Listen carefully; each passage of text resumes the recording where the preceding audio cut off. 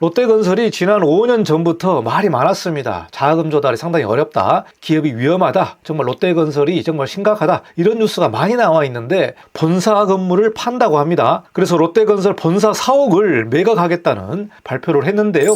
정말 건설 위기가 언제 끝날지 모릅니다. 그래서 이 침체가 이미 시작되고 악화로 가고 있는데요. 이게 10년, 20년 갈 것이다. 이렇게 예측하는 부분도 있습니다. 그러면 2025년도가 어떻게 될지 한번 좀 보도록 하겠습니다.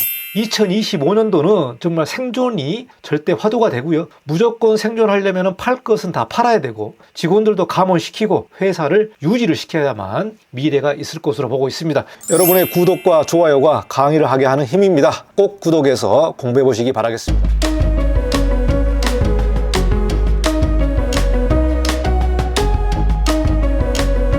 네, 안녕하십니까. 이건영 건축사입니다. 2025년도 이제 3월로 접어들었습니다. 25년이 2달이 지났는데요. 2달이 지났지만 벌써 건설업계는 상당히 긴장감이 고조되고 있는 것 같습니다. 최근 언론 뉴스를 보면은 건설업계가 상당히 위기다, 줄도산 공포다, 이런 뉴스가 많이 나와 있는데요. 정말 얼마나 심각한지 그 내용을 좀 살펴보도록 하겠습니다. 그래서 이번에 건설 뉴스, 줄도산 공포에 시달리고 있는 건설사들이 팔 거는 다 팔아라, 건설사들의 자금 확보에 총비상이 걸렸다. 이 뉴스를 가지고 여러분과 같이 현재 상황을 좀 보도록 하겠습니다. 2025년도 최악이 시작되었다. 상당히 안 좋은 뉴스가 나오고 있는데요. 얼마나 시장이 안 좋은지 그 내용을 하나하나씩 살펴보도록 하겠습니다. 최근 건설업계 뉴스를 보면은 난리가 아닙니다. 그래서 언론 뉴스를 보면은 모두 다 상당히 심각한 뉴스를 말하고 있는데요. 부동산 경기 침체에 시공사가 죄다 문 닫는다. 이런 뉴스가 나와 있고요. 대형 건설사도 초비상에 나와 있다. 이렇게 지금 경기를 진단하고 있습니다. 2025년도가 이제 2달 지났습니다. 2월 27일까지 누계 통계가 나와 있는데요. 벌써 종합건설업계와 전문건설업체가 613곳이 폐업했습니다. 상당히 큰 업체들이 폐업했는데요. 정말 최다 폐업 기록을 만들고 있습니다. 종합건설업체는 103곳이 폐업을 했고요. 여기에서 종합건설이 3곳이 부도가 났습니다. 그래서 2025년도가 2달 지났습니다만 벌써 이 통계가 사상 최악으로 지금 나오고 있기 때문에 25년도가 상당히 긴장되는 그런 한 해가 될 것 같습니다. 국내 종합건설업체 폐업 신고 현황을 보니까요. 2023년도에 70건, 그리고 2024년도에 79건이 나왔습니다. 그런데 벌써 2025년에 작년 대비 23%가 증가해서 103건이 폐업을 했습니다. 이 103건은 종합건설업체가 폐업한 신고를 보여주고 있는데요. 2023년도, 2024년도 얼추 79건으로 비슷했습니다만은 25년도 들어서는 벌써 23%가 증가해서 103건이 지났습니다. 그러니까 매일매일 1.8개 업체가 폐업했다. 이런 통계가 나와 있는데 정말 종합과 전문건설업체가 613곳이 폐업했기 때문에 사상 최악으로 가고 있는 통계를 보여주고 있습니다. 아마 이런 추세로 가게 된다면 2025년도는 20년 만에 최다로 폐업이 예상되고 있다. 이런 예상 전망이 나오고 있습니다. 건설업계의 부도업체 수를 좀 보도록 하겠습니다. 2021년도는 12개 업체가 부도가 났고요. 22년도는 14개 업체, 그리고 23년도에 증가를 했습니다. 21개 업체가 증가를 했고요. 24년도에는 29개로 증가를 했는데 25년도에 들어와서 벌써 3개 업체가 증가했습니다. 아마 이 속도로 가게 된다면 2025년도에는 아마 40개 업체가 부도가 나지 않을까 그런 예상을 하고 있는데요. 25년도 최악의 상황이 지금 시작되고 있는 것 같습니다. 건설업 일자리도 상당히 문제가 심각합니다. 건설업 일자리가 2025년 1월 통계가 나와 있는데요. 무려 11만 4천 명의 일자리가 감소했습니다. 전년 대비 7.8%가 감소를 했고요. 이 일자리 감소 같은 경우는 2024년 7월부터 7개월 연속 감소 중에 있습니다.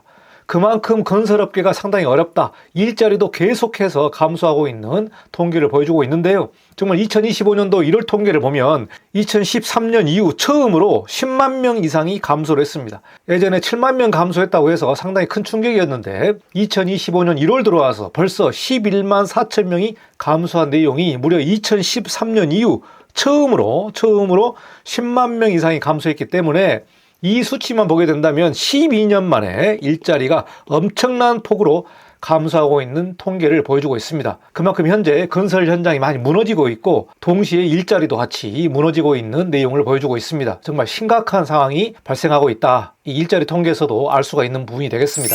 다음은 건설업 가구주의 월 평균 근로소득 증감률을 보도록 하겠습니다. 여기서 이 통계를 보면은요, 전체 평균이 3.3% 증가를 했습니다. 2024년 3분기 기준으로 통계를 보여주고 있는데, 업종별로 가구주 평균을 보니까 전체 평균이 3.3% 증가를 했습니다만은, 여기서 충격적으로 통계가 나와 있는 부분이 전기업, 하수업, 건설업, 건설과 관련된 여러 업종의 증감률이 3.2%가 감소를 했습니다. 2023년도에는 13.9%로 증가를 했는데 24년도 3분기 기준을 보게 되면 무려 3.2%로 감소를 했기 때문에 전체 평균을 보더라도 건설업 가구주의 월 평균이 엄청나게 감소하고 있다는 부분을 보여주고 있습니다. 2024년도가 마무리되면서 24년도의 통계가 나와 있는데요.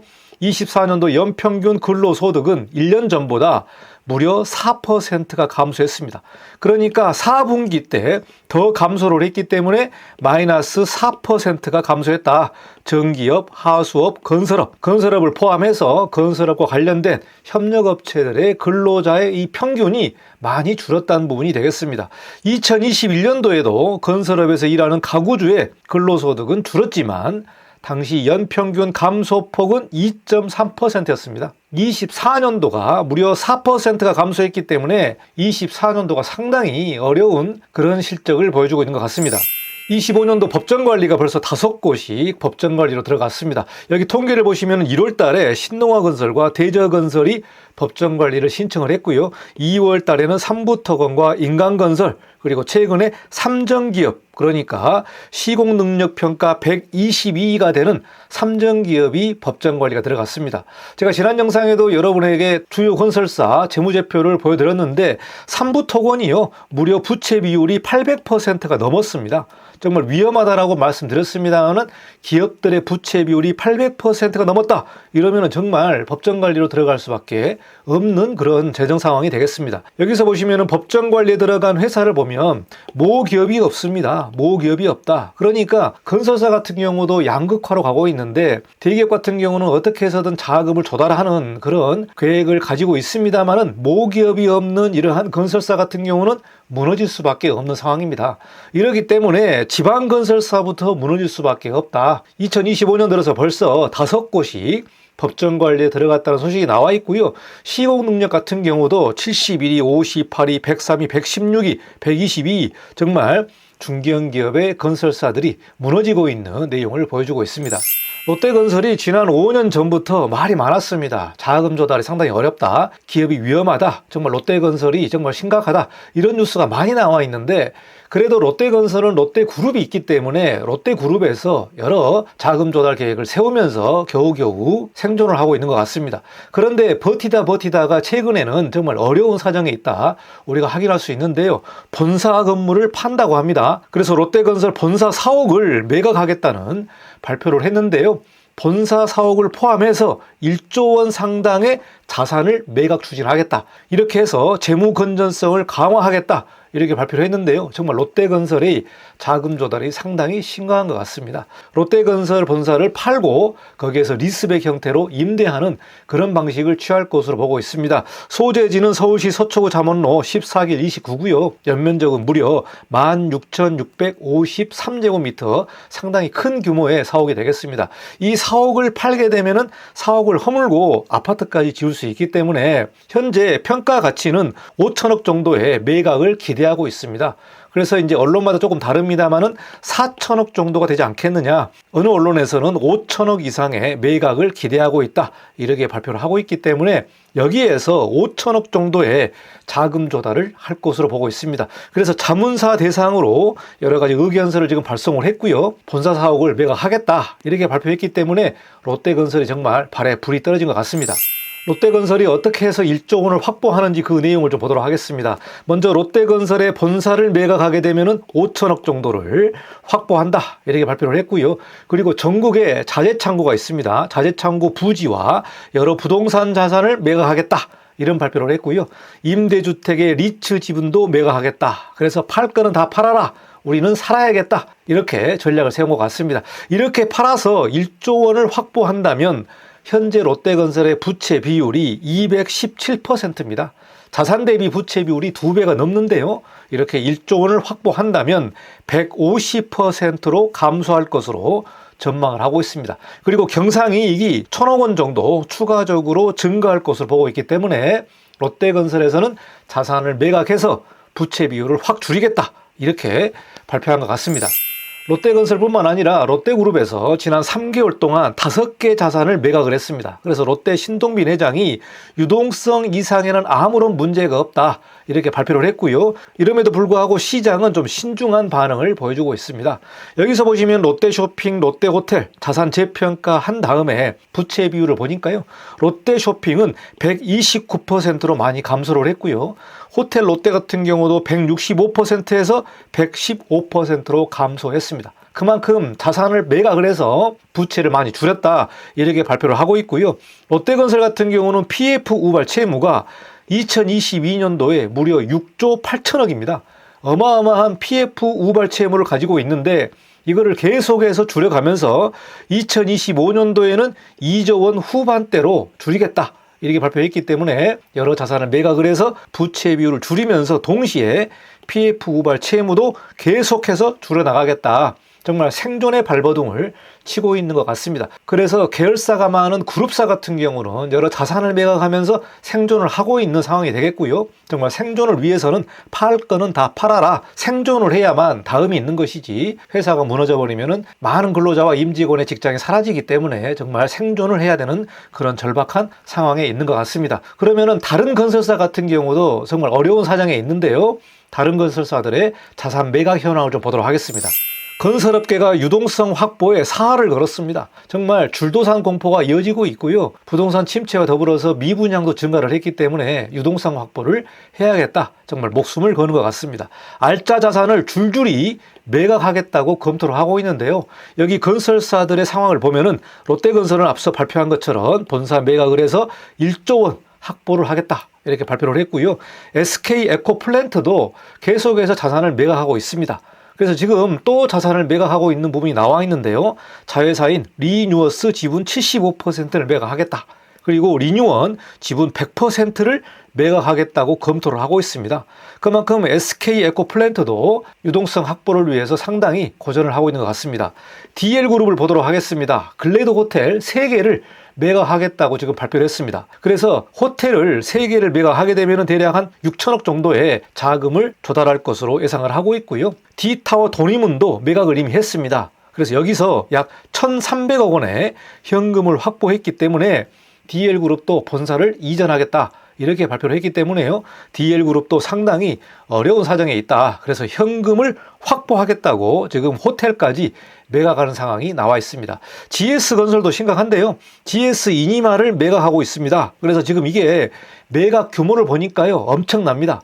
2조 원대의 매각 규모를 말하고 있는데요. GS건설도 유동성 확보를 위해서 GS 이니마를 매각하는 것 같습니다. 지금 사방에서 위기가 터져가고 있는데요. 특히 미국의 트럼프 정부가 들어서면서 관세 전쟁, 그리고 또 이 상황이 어떻게 진행될지 모르기 때문에 정말 현금을 무조건 확보해야겠다. 2025년도 상반기에는 탄핵 정국이 겹쳐지면서 정말 내수도 엄청나게 줄었고 정부에서 집행하는 내용들도 없기 때문에 2025년도 상반기가 상당히 어려울 것으로 다들 예측하고 있습니다. 건설 위기의 원인이 어디 있느냐? 제가 건설 뉴스를 하면서 계속해서 반복하고 있는 내용인데요. 첫 번째는 높은 공사비입니다. 지난 3년 동안 공사비가 30% 이상이 올랐기 때문에 정말 아파트 재건축 외에는 현재 다른 건축들은 다 죽었습니다. 특히 수도권에서 일부 지역만 재건축이 활성화되고 나머지 지역은 초토화됐기 때문에 건설도 초양극화를 하고 있고요. 재건축 상황도 초양극화입니다. 그러니까 지방 같은 경우는 악성 미분양이 엄청나게 늘어서 지방건설사가 무너지고 있는 상황에 있는 것 같습니다.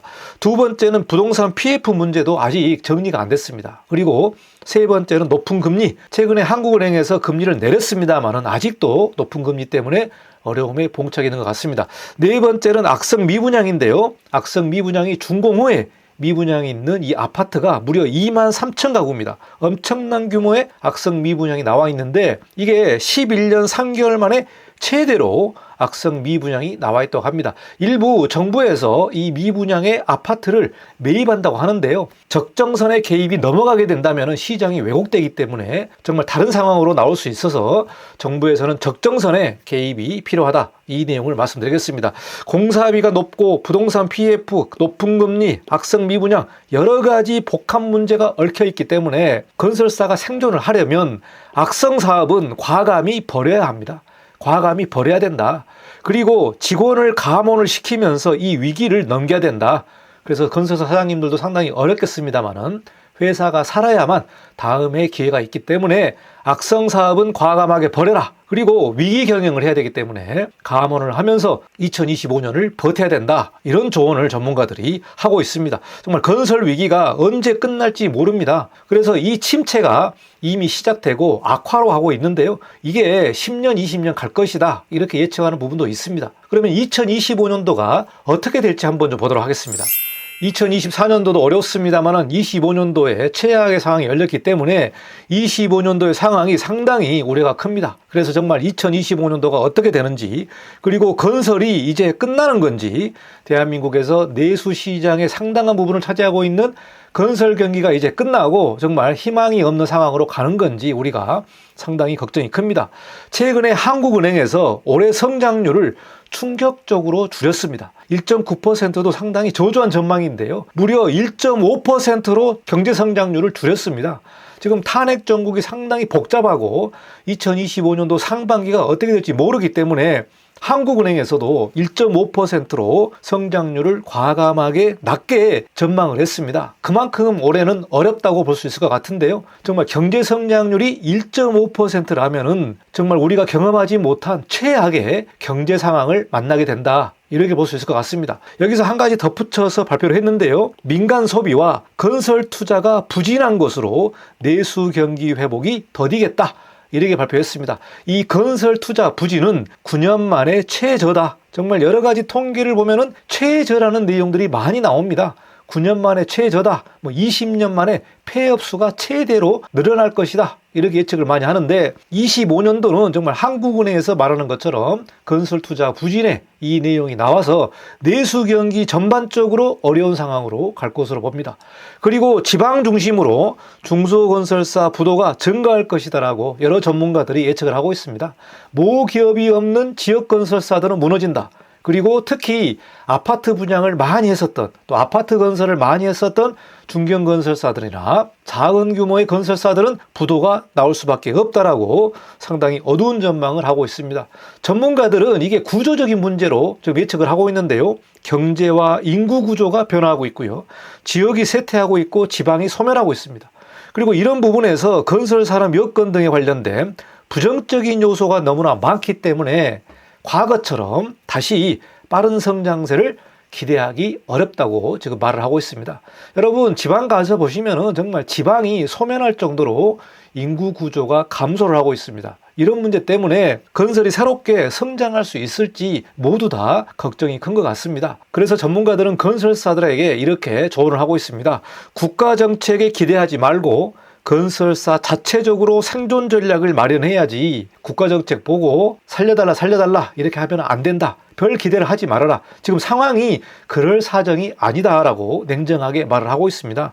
자체적으로 생존 전략을 마련해야지 여러분이 국가 정책이라든가 지방 정책 그리고 미분양을 매입해달라 이렇게 하소연하는 게 아니라 자체적으로 생존 전략을 마련해야 될 그런 상황에 있는 것 같습니다. 정말 각자 도생이 답이다. 이렇게 말을 하고 있는데요. 건설이나 건축 사무소, 인테리어 여러 가지 건설과 관련된 분야가 모두 다 어렵기 때문에 2025년도는 정말 생존이 절대 화두가 되고요. 무조건 생존하려면 팔 것은 다 팔아야 되고 직원들도 감원시키고 회사를 유지를 시켜야만 미래가 있을 것으로 보고 있습니다. 2025년도 너무나 어려운 사정에 있고 최악의 헬게이트가 열렸기 때문에 2025년도 무조건 버텨야 되고 팔 것은 다 팔아야 된다.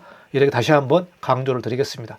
여기까지 암울한 건설 뉴스를 좀 여러분에게 전달했는데요. 2025년도 3월이 시작돼서 봄이 왔습니다만은 건설업계 같은 경우는 아직도 한겨울에 있는 것 같습니다. 2022년 하반기부터 시작한 건설 침체와 부동산 침체가 벌써 4년째로 접어들고 있는데요. 정말 어려운 그런 사정에 있기 때문에 여러분 꼭 서바이벌 하시기 바라겠습니다. 여기까지 뉴스 마치고 다음 시간에 또 뵙도록 하겠습니다. 감사합니다. 이과정 건축사였습니다.